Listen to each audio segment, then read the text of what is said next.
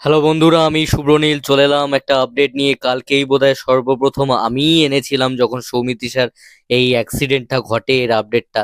তো তখন আমি তোমাদেরকে বলেছিলাম যে কোনো এক অজ্ঞাত কারণে, যেটা আমি জানি না, তো আমি যেটা জানতাম না, আমি ফোনও করিনি, ফোন করার সাহসও করিনি।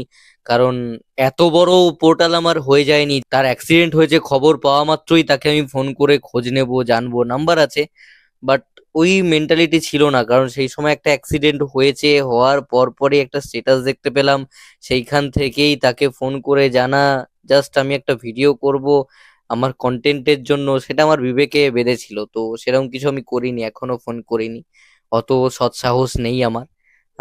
তো বড় বড় পোর্টাল থেকে প্রচুর খবর বেরিয়ে গেছে, তারা ফোন টোন করছে, তারা জানছে। বাট আমি যেটুকু খবর পেলাম, আমার দায়িত্ব, আমি সেই জিনিসটা তোমাদের সঙ্গে শেয়ার করে নেবো, যেটুকু জানতে পারলাম। এক্সাক্ট কি ঘটেছিল সেটাও তোমাদেরকে বলবো।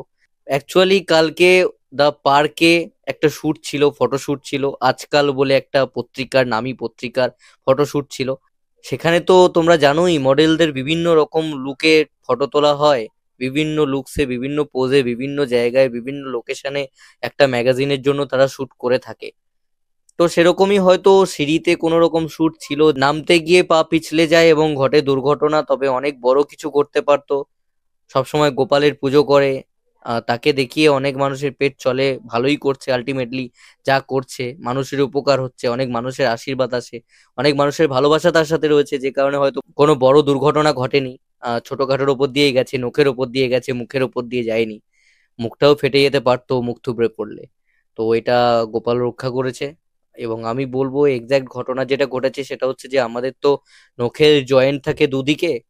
এবারে একটা কোনো পার্টিকুলার সাইডের অংশ বা অর্ধেকটা যদি উঠে যায়, তাহলে সেইটা কেটে বাদ দিয়ে দিলে মাথার দিক থেকে বিষয়টা মিটে যায়। কিন্তু দুটো জয়েন্ট দুদিকে, গোড়ার থেকে একটা সাইডের জয়েন্ট যদি উঠে যাচ্ছে, তো কোনো কনক্লুশনে ডক্টর আসতে পারে না। এবং যেহেতু একটা সাইড থেকে পুরো গোড়ার থেকে উপড়ে গেছে নখটা, তো স্বাভাবিকভাবেই আজকে সকালে অপারেশন করে তার নখটা গোটাটাই উপড়ে ফেলে দেওয়া হয়েছে, এবং কালকে তাকে ড্রেসিং করে বাড়িতে পাঠিয়ে দেওয়া হয়েছিল। এবার রেস্ট্রিকশনস এর মধ্যে থাকতে হবে, পাটা উঁচু করে রাখতে হচ্ছে, বরফ দিয়ে কম্প্রেশন করতে হচ্ছে, এবং বেশ কিছুদিন এখন শুট করতে পারবে না।